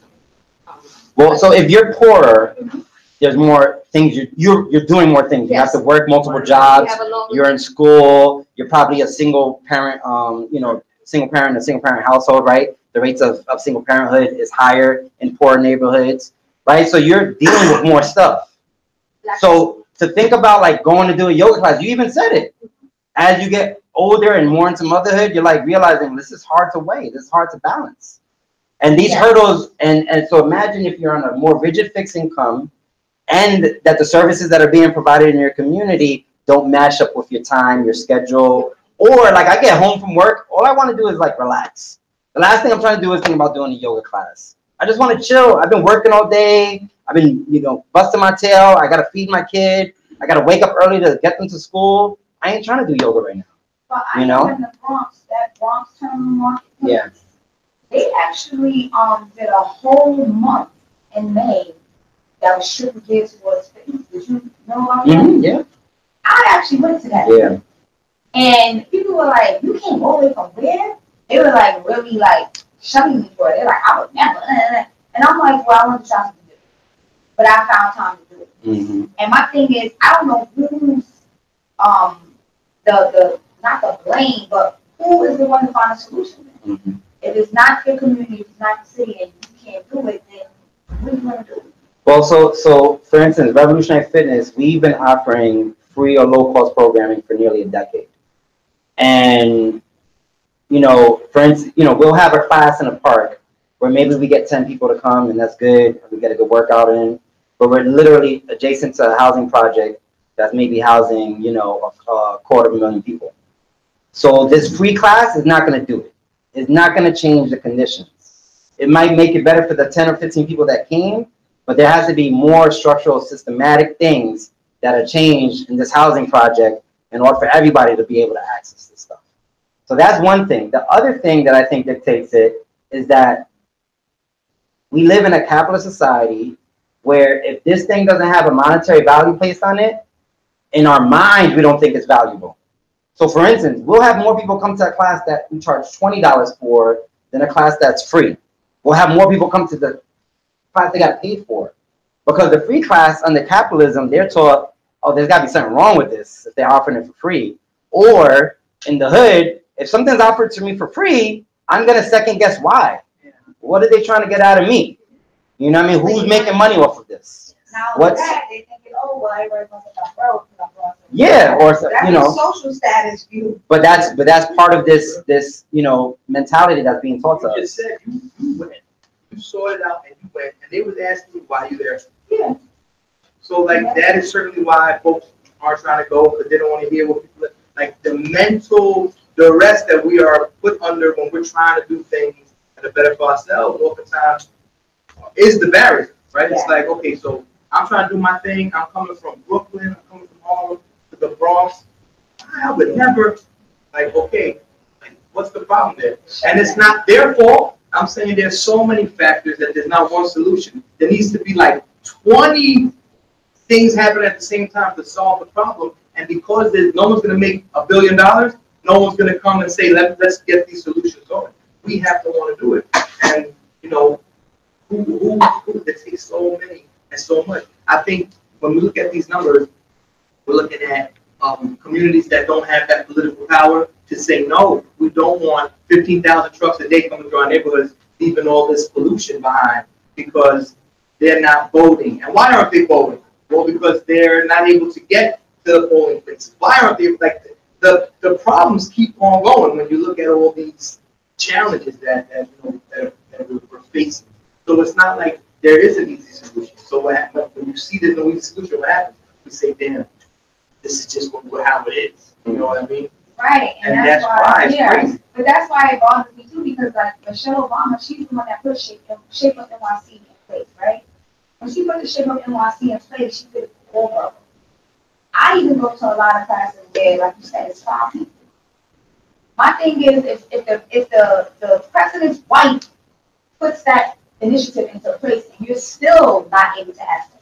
Well, so this is it. So let's talk about the Shape Up NYC, because so Michelle Obama didn't create Shape Up NYC. Michelle Obama created the Let's Move campaign. So it's a national campaign trying to raise awareness around childhood obesity, raise awareness around these figures, and to encourage states and the legislative bodies in those states to create programs like Shape Up NYC.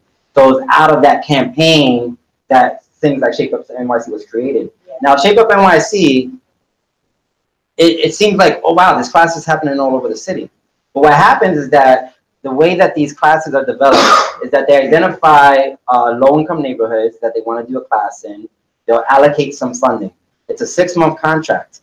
So for me, I come from the health and fitness world. I know 6 months in terms of building up a class is not enough time. It takes at least a year to really start getting traction to a class. So now you take me and you put me in a community and you say, okay, trainer, make this happen. There's no money put behind marketing. There's no multi-million-dollar marketing people out in the street. There's volunteers, but there's no. No, but they are volunteers. Yeah, no. Instructors get paid. But there's no big money. There's no real significant money building up those classes. So there might be a class happening in this housing project that the vast majority of people don't even know that class exists. That happens to us a lot. Yeah. We don't have multi-million-dollar marketing campaigns. You know what I'm saying? Now this instructor is frustrated because they're like, wow, I'm trying to change my community and no one's coming out. These people must be lazy. These people must not care about themselves. And then this starts getting more indoctrinated into our psyche. And so now I'm not even enthusiastic about doing this anymore. I'm not even going to give back to my community because they don't even appreciate it, right? So that started happening. The other thing is that Shape Up NYC is a nonprofit. The nonprofit industry in the U.S. is very backwards, right? There's an issue. There's a crisis in this area. They're not getting money in this area. So let's create a nonprofit to start bringing some programming into this community. That sounds good on paper, but then the reality is the people who are running those nonprofits are getting this money. They're not engaging the community on what the programming they want, right? So they're not asking, what do you want? What kind of fitness class do you want? Who's this instructor going to be, right? You go to some of these Shape Up NYC classes, it'd be in the middle of Brooklyn or the South Bronx, and it's like a skinny white girl. And there's a disconnect there. You're like, well, not all the time, but there's not this engagement with the community. So now this funding, they're collecting their checks. The thing about a nonprofit, they get that money. Yep. They get that money regardless if people come or don't come, right? So they collecting their money. So it's a backwards kind of system because there's nothing enticing them to continue to drive people to those classes. They're just going to keep going back to legislation and saying, hey, we need money because these communities are facing this crisis. And in fact, if this crisis starts fixing itself, that's counterintuitive to the nonprofit. What's the point of that? They're not going to be able to pay themselves anymore. I just have to say, I've never been such a class with a Black. Yeah. Oh, that's good. Always that's great. Being Spanish or Black, and they play to us. That's great. That's how it should be. It should be the people who are providing the services in the community are reflective of the community, connected with the community. So that's great. I just wanted to speak on NYC and access. I live in 10457. In the Bronx.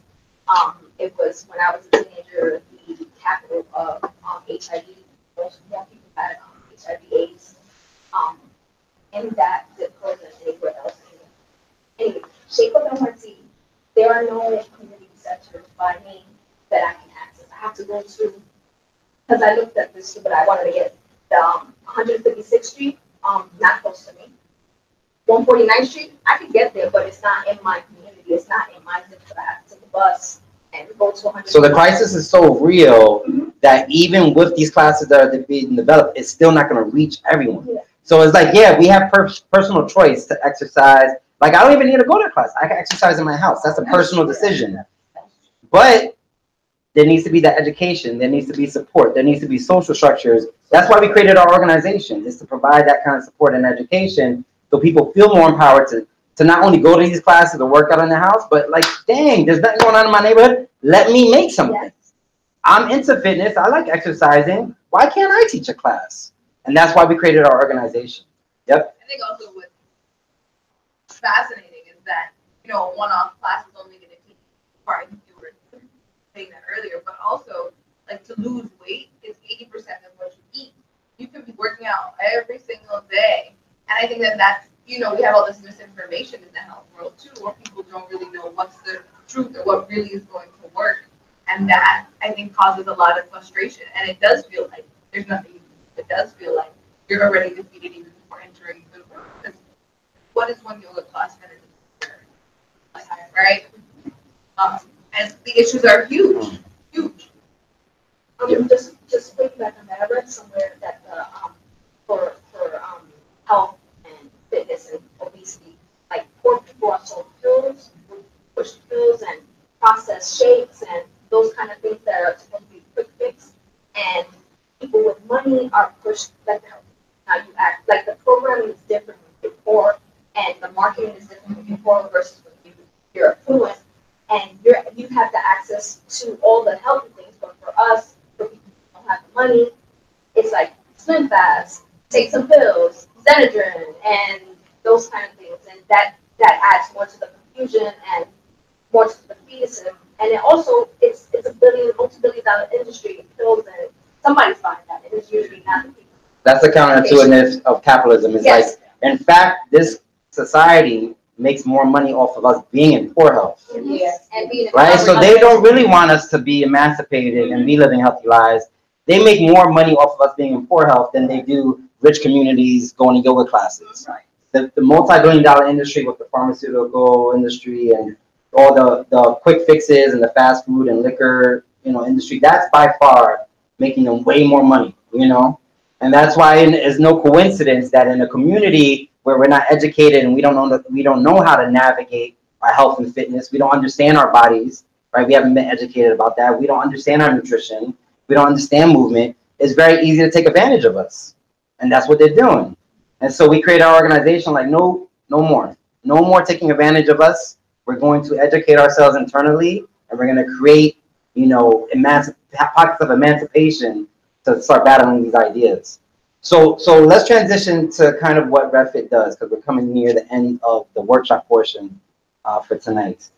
So like I was saying before, we were created almost 10 years ago, and initially we were just doing classes like Shape Up NYC.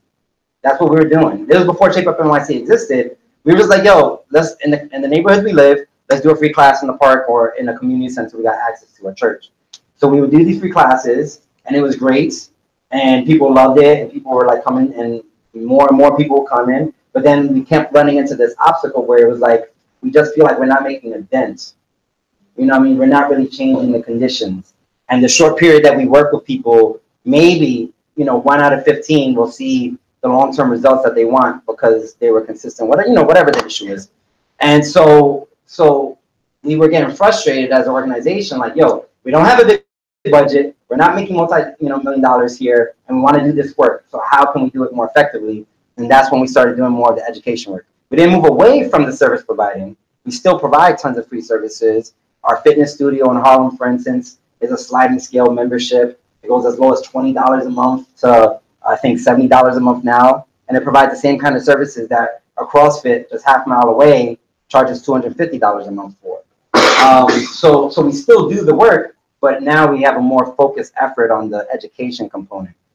Because and then tying back to nutrition and battling the medical industry, all these kind of things that has happened in a classroom setting. It can't really happen when we're doing push-ups and stuff. We can bring it in there, but it's not really going to do it.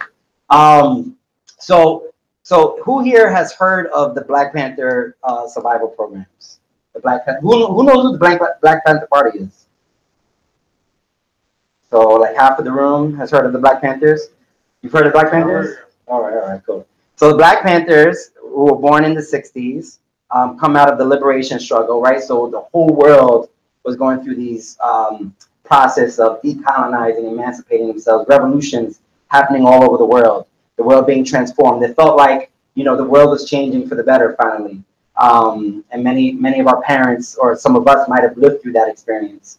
And then, you know, out of that, we started seeing in the United States, people who are facing these injustices starting to stand up and saying, hey, let's create our own liberation struggles here, inspired by the liberation struggles of the world.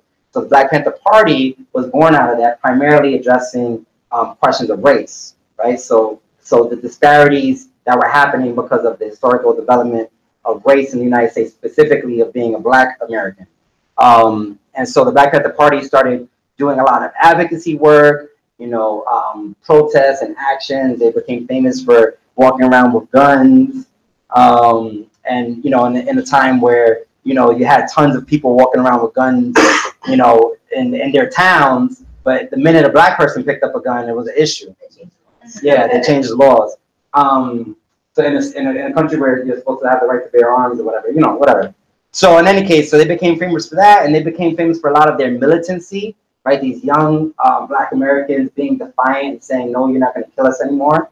We're going to stand up to you. That's what they became famous for.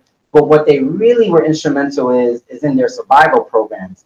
It was these social programs that they started. They started creating health clinics and free breakfast programs in the neighborhoods that they worked in, right? So you saw on TV all the hoorah holding guns, but really the vast majority of the work they were doing was this kind of work. So the breakfast program is a good example where there was an issue where kids were just not getting breakfast in schools. Right now, kids get breakfast in schools, right? It's been worked into the legislation, so now you're supposed to get breakfast and lunch in school. That was because of the Black Panther Party. But no, it's someone says it's some politician made the school law. Yeah, but no, it was this organization that was labeled as terrorists. They're the ones that created breakfast in schools nationally through their work. You know, so that's really inspiring to think. I mean, the Black Panther, the average age of a Black Panther was 16, 17 years old. So we're talking about 16, 17-year-olds changed the whole landscape, and now kids across the whole country were, you know, now they were getting access to breakfast. And that's something we take for granted. We're like, oh yeah, I get breakfast and lunch in school, but that didn't exist, you know, 40, 50 years ago. You got a question? No. You got a face like you got a question. No. All right, you gonna say? The WIC program is another program that didn't exist and still is treated as a, it's not, it's just more, they still use those checks, it's still a stigma, but it was a program that didn't exist to address the needs of, that was created by the movement. They, I don't know who Black Panther Party or the Young Lords that came out of that. I think it was a combination of them, but the Young Lords were also an expression of Puerto Rican and Mexican youth being inspired by the Black Panthers. There's also Brown Berets in the West Coast. There was what was the LGBTQ organization? I forget their name. It was a gay liberation organization. I forget their name, but they also came out of. They were inspired by the Black Panthers. The Black Panthers were basically, you know, the leaders, which it makes sense, right? Those who are the most oppressed in society are usually going to forge the best leaders. Those who are dealing in the worst conditions, right? So who's at the bottom of the barrel, socioeconomically in the United States? Huh? So if you're disabled, Really? Disabled? I know some weird. if you're Black, queer, disabled, maybe even older, like you're like treated like you don't exist. There's no options for you. You know what I'm saying? And so this is like the bottom of the barrel. So this is where the leaders come from. The leaders come from these really oppressed sectors. And so it's no coincidence that the Black liberation struggle was the leader to the gay liberation struggle, the leader to the Latino liberation struggle, and even to poor white working people throughout the United States who were inspired by the Black Panther Party. But in any case, one of their other survival programs, and the reason they call them survival programs, anybody know why? Should have linked. Should know. You looked at it? Why are they called survival programs? What do you think? Talked about a little at the beginning of the presentation.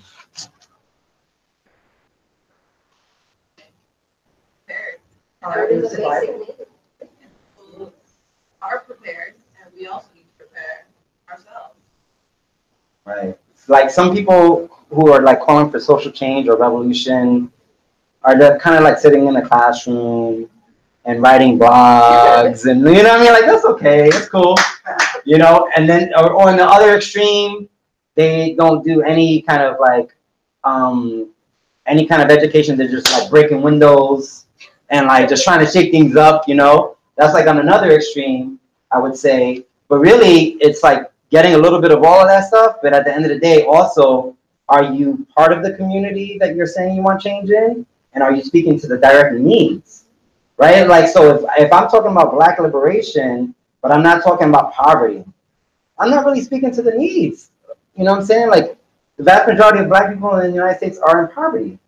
So if I don't talk about poverty and economics when I'm talking about Black liberation, then what am I really doing? You know what I mean? If I'm not talking about like, you know, for instance, in the Latino community where I come from, if we're not talking about queer liberation, LGBTQ rights, I mean, I don't know what the statistic is, but I know in most Latino communities, there's a lot of queer folks. So if we're not talking about queer liberation and we talking about Latino liberation, then we're missing out. You know what I'm saying? So the Black Panthers identified like we can't only speak about change and fight for what the society we want to look like, but we need to create stuff right now to address the needs. Our kids are starving. Our kids are getting killed by the cops. Sickle cell anemia, which is predominantly affects the African American community. There was no funding going into sickle cell anemia. Almost no one knew what it was. This disease that was killing, you know, thousands of people. Many people were sick, living in despair. No money. The Black Panthers started creating health clinics and started empowering all these health clinics around the country to address sickle cell anemia.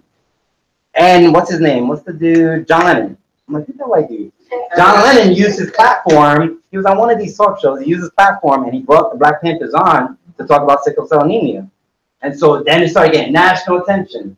And now, you know, millions of dollars going to sickle cell anemia, thankfully. But that was because of the Black Panther Party. The Black Panther Party started using acupuncture, right? That's primarily Eastern medicine to address opiate addiction, to address drug addiction, right? That was rampant in our communities.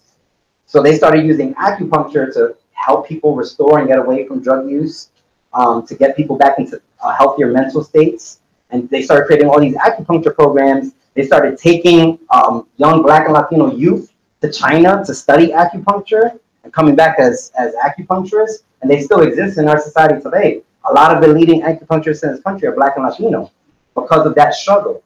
So our work was very much inspired by the Black Panthers, but we're part of the social justice struggles. We want to make change in our communities, but we also have to start addressing the issues in our community. And that's when we started creating our program. You out of here? It's good meeting you. Yes, get to school. Yes. Thank you for coming out. I definitely want to stay updated. I don't know how. We have a mailing list. I don't know where the papers are. Can someone take your email? Renee, can you take your email? Yeah, we do. So in any case, so the way that we started doing this programming, is because we don't get big funding. You know, now our academy is a nonprofit organization, and so we have access to grants and applying for those. But even that, we're a person of color-led organization. We're based in the community. You know, we're not, you know, downtown rubbing shoulders with the people that we need to be rubbing shoulders with, right? We're in the community doing the work. Many of us have full-time jobs, and this is a secondary thing. So to even find time to write grants and all this kind of stuff is very hard to do. So we're not a heavily funded organization currently, but what we do have is that passion, and we recruit people into our ranks, like all of y'all, who are passionate about changing the conditions of our community. And so that's how we are able to create the programming that we do. So for instance, like in our studio in Harlem, the memberships that we charge there, we make no money off the memberships. Okay, the memberships strictly pay for overhead. They just pay for our bills to be able to keep the doors open. The majority of our work is volunteer-based. The instructors there, the people who are on the front desk, the people who are doing the social media stuff that you probably saw, none of those people are paid to do that. But because we come together collectively and we figure out, all right, what kind of contribution can I make to this kind of work, that's how it all happens. It's people power. And that's what the Panthers did, right? The Panthers started getting access to some good money, but that was another issue. But primarily it's people power. It's people power movements that are going to change society. It's not politicians. It's not like the city council member who has a good heart who's like, oh, let me change this legislation. It's the city council member that has 500,000 people behind them demanding that they make this change. And then the city council member maybe can make that happen. You know what I'm saying? It has to be a people's power movement. Like, what's her name from the Bronx? Huh? Alexandra? Right, so she's like the youngest Well, she's tied. woman in Congress. Yeah, she's one of them. She's tied with that white guy, Is right? it like that? I don't know, I think I so. get. Well, in any case, so she's one of the youngest. She's Puerto Rican from the Bronx. She didn't have big money behind her campaign. I don't agree with. I don't agree with all her politics, but she's a representative of the community, and we need more of those representatives in those positions, right? But how did she get there? How did she get there? The people. It was a people-led movement, you know, small donations, vast majority of young people coming out. I mean, Bernie Sanders, even though he's kind of funny to look at, Bernie Sanders, that phenomenon really spoke to the power of people, you know, where people can get someone like Bernie Sanders, who's like a clear leftist, identifies as a socialist, almost to be the president of the United States. I feel like if Bernie would have got the Democratic, what's that called? Ticket. Yeah, if he would have got that, I think he would have beat Trump. I think he would have brought out so many young people, so many people in their 20s. Like, I think the statistic was only like 15% of people in their 20s voted. But they're looking at Trump and Clinton. They're like, what the hell? They don't speak to me. You know what I'm saying? Huh? Yeah. I mean, Obama. Why did Obama get into office? It was the highest turnout of people of color and young people in almost 100 years to an election. You know, and no one even knew his politics really. You know what I mean? That's another issue. But He spoke very nicely. yeah. That's what it was. So, but what I'm saying is like it's not.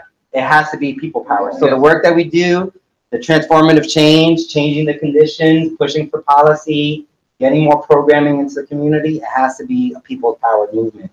Because there's no big bucks behind it. You're not making a fortune doing it. So we have to come together to do it. So anyone, as we close here in our last 10 minutes or so, who has some ideas? Like for instance, let's take the example of the Bronx. What are some ideas, some possible solutions? Well, not solutions, but ways to address some of these issues in the Bronx. What are some things? So think locally, grassroots kind of stuff, but also on the political side, some legislation or whatever. What's some of the things? Yeah. Go ahead, finish up. It would be just phenomenal. So Kids to are get not getting health classes and they are not, I mean, even when I was in not that long. Health class was like half a semester and it was really about like sexual health and STD. It's great, but it's also not health. Why do you think it's not happening more right now? Is there no money there? What do you think? I mean, yeah, people aren't invested in our health and wellness. And if you're like a nutritionist or a health coach or something like that, do you know how to access getting into these schools, you think? Yeah, definitely not. So maybe it's like, yeah, go ahead. And I also wonder about like what type of education like these health teachers are getting to become health teachers at school. It might like be that their education is it's not really to nutrition or not as much of a focus. And I think gym teachers as well. Yep. And gym teachers are providing a service. And then we're talking about schools that are doing gym class. Actual help. Getting gym classes that are in, classes. I'm glad you were teaching it, because I don't know. But yeah, so maybe we can get some funding behind educating our educators more on health and nutrition. I definitely, my daughter's in 3K and her teachers be saying nonsense to her with nutrition. And I'm just like, But in any case, so there's some options there. Then seeing if we can get more health educators into the schools. There's actually a lot of money circulating in the schools that's not being taken advantage of. These health educators don't know how to get their Department of Education vendor license. So maybe we need to create programs. How do you get your vendor's license with the DOE? All right, let's get a room of a bunch of health professionals together and train them on how to do that. And then train them on how to apply for this money, right? And then they can start doing this programming. So that's something that you can do today. That's actually work that we do engage in, but we need more people to help us engage in. Yeah, write those down. So yeah. I don't know what the answer is, but I think it's something that Renee said, that people think of as exercise as a privilege. Mm. And I think there's more speaking to people in gym memberships, but just exercise overall, I hear that so much from adults. So when it's going to be passed on to kids, I feel like it's going to be somehow, I don't know what the answer is, but I just feel like the answer needs to come from that whole mindset in the first place, that taking care of yourself, eating right, exercising, getting sleep, blah, blah, blah, are not privileges. There's things that happen to basic needs. Yeah, two things that we do around that. One is, empowering people on how to, with what they have access to, empowering them how to use that. So how do you do a home workout? How do you work out with no equipment? How do you use the nutrition stuff that you already have access to, right? Because a lot of the things culturally you have access to are actually very healthy. You've been taught that they're not, or you're prepping them incorrectly. So that's a good starting point, right? Because if we start making it less of an elitist kind of thing, it's like, no, you can do it with what you got right now.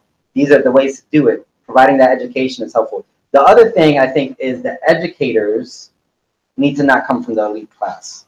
That's what one of my biggest critique of the health and fitness industry. Every time I go to a certification or to a workshop, it's some white person leading the workshop. It's someone who has money, who they're telling me like, oh, it's really not that hard. You can be healthy if you want to be. And I'm looking at them like, no, it is hard. It is difficult for me to figure. And that's me as a health coach. I work in a gym, and it's hard for me to work out. You know what I'm saying? It's hard for me to figure that out. So those obstacles are real. So if someone is the educator saying like, oh no, don't worry about it, it's just a mental state, you can overcome it if you just start manifesting it. It's like, no, it's bullshit. So that's why we have our academy. So we can create more educators who come from the community, who speak the language of the community and can connect with the issues. And understand. Mm-hmm. It's like when people who are outside comment on, like it's like that individual. It's like that pick yourself up with your bootstrap mentality. Like you can do this, right. and individualism when it's a collective. The Bronx didn't become like this overnight. It's just this investment thinking people ain't shit and just dumping everything there, and to everybody feels included in this empowerment, and also telling them that you have a right to exist. You have a right to be loved. You have a right to love your body. You have a right to do what you want to make it better. Like these things are, it's just, I feel like we're shamed into believing like the Bronx is black because of the people inside the Bronx when it's not that. And I connect that to health and fitness and stuff like that. That's the goal, right? It's like to make you think it's your fault, so you don't see how you've been attacked for generations. Or it's like, oh, there's a reason why this is the way it is. And once you start realizing, oh, you mean y'all did this to us, so now you're gonna want the change, and you're gonna want people to fix it. And then you might start becoming politically active and educating yourself, and that will be the worst case scenario for that in power. You know what I'm saying? So it's like, oh, let's get them thinking that therefore, let's get them asking the wrong questions, not even worried about asking questions. Let's give them fast food, their drugs, down. Blame them for using it too. Yeah, and it's make them think that's their fault too, right? Like. So another thing that you were saying, Iris, that kind of spoke to me was another solution is connecting things like housing, immigration rights, racism, police brutality, connecting those things to health for people. Because the minute that you start realizing all this stuff is connected, then you can start figuring out, all right, what's at the root cause of this stuff? Like, why are these things happening? And why is housing an issue, gentrification happening, and health is at a high in these neighborhoods? Why can't I chill in my park? Right. After dark. Without getting harassed by the cops or something. Why can't I run around without being harassed? So connecting the dots for people and also engaging people in the different struggles. So if you're a health educator in the Bronx, right, on a great event that happens is they do in Hunts Point, they do a 5K run every year. It's a 5K run through the worst part of Hunts Point, where all the factories are, where all the diesel trucks are driving through. It's by far the worst 5K run you could ever do in your life. It's disgusting. I hate it. But it's about social awareness. So they're using the platform of health and fitness to talk about this real environmental racism issue that's happening in the Bronx. So you're running and you're like, I can't breathe. Like that's how you feel running in the race. So thinking creatively like that, how can I use this platform of health and fitness to talk about housing crisis, to talk about immigration issues, things like that, can be really transformative. Any other ideas? There's a big one that I want to mention, but I want to give people a chance. So, like food, I like Stephen Roots, you know? Mm-hmm. Yeah. Just like teaching kids how to like grow food indoors and how to run. I think every classroom should have. I like a little system where he has the dolly with an A-frame on it, like 2 pieces of wood, the hinge, put the holes on the side, you just put the plant pots on the side, so the units ties around the classroom. Like making, I think every classroom should have that. It's just makes, putting to see them growing stuff and being able to identify foods and like how they grow. And the kids. Right out of the pot. I mean, you think it's hard for a teacher to learn how to do that? No, I don't think it is, but I think it needs to be more popularized. So maybe a campaign, to promote it amongst teachers and to show them how they can integrate it into their most curriculum. people are happy to have potted plants. It's not hard to get them to put the plant on the food structure of this. Kids would be happy to make. Just have it be edible. It's not a huge shift. Yeah. I mean, they're already doing it. It's just like you just use decorative stuff. He's taking that program like out globally. Yeah. I'm not sure how it's reached the nation though. You're right. Like Yeah. I only see like It doesn't the have to be promotions in that identical to what he's school. doing, but But it's just a like, good. He's already got a solution that the kids look happy and people are paying attention. right. So like I follow him and I dig the whole movement, but I do feel like it's only in that school. Like why isn't this spread to all the schools in the Bronx? I was wondering that like recently. Probably needs support for campaigning and can get support to get it exposed more. I would say that's usually what it is. If it's only centralized in one place, it's usually like they're not getting that. Even if they're on the news and they're getting that kind of support, sometimes they need like someone who's in the school or who is a stakeholder in the school, a parent or somebody, to really start being the ambassador and anchoring it in that community. Wonderful way to reach out to parents. Have to be something that parents get involved in. It's like The principal is actually really involved in, like, I follow the principal, like, she's doing stuff to promote it, but I just wonder if some of those are the barriers. Yeah. Mm-hmm. Also, like, this came to mind because I one of those arrow, hydroponic with the arrow gardens. Yeah. Like, that would be cool if, like, there was funding to get kids, the little ones, and, like, they make their own edible things right there, and it's something.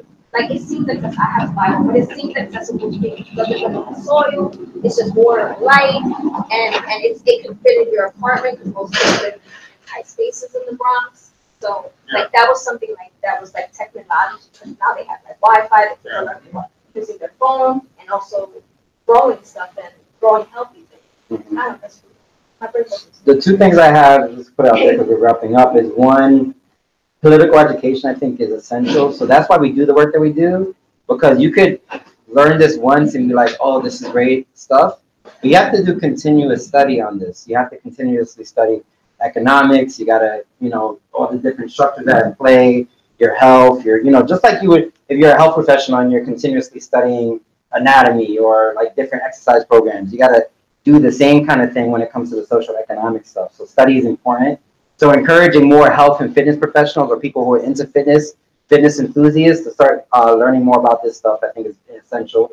The other thing I would say, and I'm not, well, if you know me, I'm not a big politician. Like, I don't like the Democrats. I'm not into them.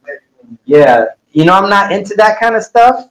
But from recent experience, I would say people have to get more involved in politics on a community level. So I just recently, in the last few months, started getting more involved in my community board. And I went into community board. I live in a predominantly Latino community, 70% Latino, low income. And I went to this community board meetings, and it's like 80% white. I'm like, what is happening? Why are these the people who are speaking about the issues of our community? And why is it? Because they have the available time. They have the money. They have the know-how. They even know that these meetings exist. I didn't know these meetings exist. I had to do tons of research to figure out where the hell it was, and I found out it was 2 blocks away from the studio. I'm like, man, I can go right there right now. But that there's some real barriers, and so if these are the people who are deciding where the parks are being created, like the last one I went to, they were discussing where they're going to create a new skateboard park. They were discussing, folks who were getting free needles. It was a free needle campaign for folks who were using needles. There was an issue that the needles were being dropped near school and all this kind of stuff. So they started attacking the drug users in the conversation. I'm like, wait, no. You're not going to attack my people because y'all are not creating receptacle, garbage cans for these needles to be placed in. Also, those people come from the neighborhoods. They come up to the Bronx and the poor neighborhoods to go to the methadone clinic in my neighborhood. Right. Because they don't want to put them. Yeah, there's a lot of white dudes from Wall Street Yes. coming up to the methadone clinics. Let's be real. All right, so in that case, but what I'm saying is that you need to get engaged in these things. You can't just say, "Oh, I'm not into politics and I don't like these Democrats and Republicans." That's where I was for a long time, and I am still hardcore activist and hoorah in the streets. But you have to be in those conversations because those are the people who are navigating the money and funding these communities. And you'd be surprised if you live in a community of color, what the representation is in that community board. It's the same thing as fitness is not for us. Politics is not for us. So we have to insert ourselves into those spaces. We talk about creating safe and brave spaces for ourselves, for members of our community who have been oppressed, and we want to create those spaces where they can feel like they belong. But we need to get into these spaces, absolutely. And I hate politics. I never pay attention to any of it. Whenever my wife is watching news at all, I'm like, nah, I'm going to the other room. But like locally, we need to get involved because that's the real change, I believe. If there's any kind of change that can happen in a political way, it's locally because you have a say. You can go to a meeting and you can participate and actually speak and your voice can be heard. So I feel like that makes perfect sense. Or at least you're aware of the conversations that are being had in You the can at least community. listen and see, right? Who's here? What are they saying? And why are they saying it? Because a lot of the changes that happen in your community, there was meetings about it. You just weren't invited. So you got to insert yourself. So yeah, so obviously this is a hard topic to discuss in an hour and a half. We went like 5 minutes over, but it's all good. But hopefully y'all got a better understanding of what we mean by fitness justice. This idea that there's the vast majority of people who are not being able to live their healthiest and fittest life because of these systematic issues and because of these things that have been taught to us as cultural norms. And so many people are living in very harsh realities and very poor states, physically, chronic diseases, heart disease, obesity, diabetes, all these things are increasing at rapid rates nationally, but then in the most oppressed communities of color, poor communities, at even harsher rates.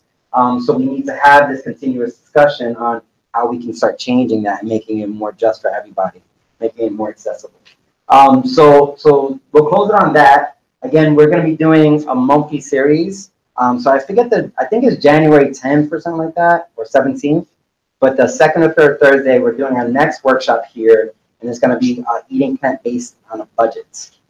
So that doesn't mean eating vegetarian or being a vegan. It means eating more plant-based, eating more real foods, how you can do that on a budget, living in New York City especially. So that'll be next month's topic. Any questions, final closing remarks, thoughts? Don't worry, I'm not kicking you out. Come back and bring some. Yeah, next time for sure. Yeah. So we're gonna be taking like a 5-10 minute break, and then we're still hanging out because on Thursdays we do our podcast every week. So me and Renee are the hosts of our podcast, and this is our 6th season. We've been doing it since 2013. We've been doing our podcast before podcast. I thought we were doing this back in 1947. Yeah, I know. That's what my mom was doing. But no, yeah, I remember when we first started, I would tell people about the podcast. They're like, "What's that?" I'm like, "It's like the radio, but on the internet." So that's when we started our podcast. So we have a lot of fun with it, and we want to invite y'all to stay. So if you want to hang out, we're going to continue the conversation on fitness justice. If you listen to our podcast, it gets kind of funny. So it's going to be a fun time if you want to hang out. But we're going to take a 5-10 minute break, use the bathroom. If you're going to say bye, and then we're going to transition. Yeah, we do recording for sure. Or should we This do is it? great. Just roll it over. Let's do it with the red background. Right? Or that one? Yeah, just red background. Yeah, they just can open up. Oh, where are we going? Oh. Red background. Red light. I get a little bit of the unstable. I don't know. Three. 3, 2. Yeah. Oh man, you're not in color. And I still squat. So let me do this real quick. I should just keep this going, so then I can just edit the eyes. Or we switch the mics. No, I'm gonna cut the stream. I'll cut the stream. Because we're putting up that mic. In all of this, I am having a winter wellness day in January that I'm trying to figure out how to make it all happen. It's probably going to be uptown, probably a hybrid recreation center. So super excited about that. Getting fit familia. So familia.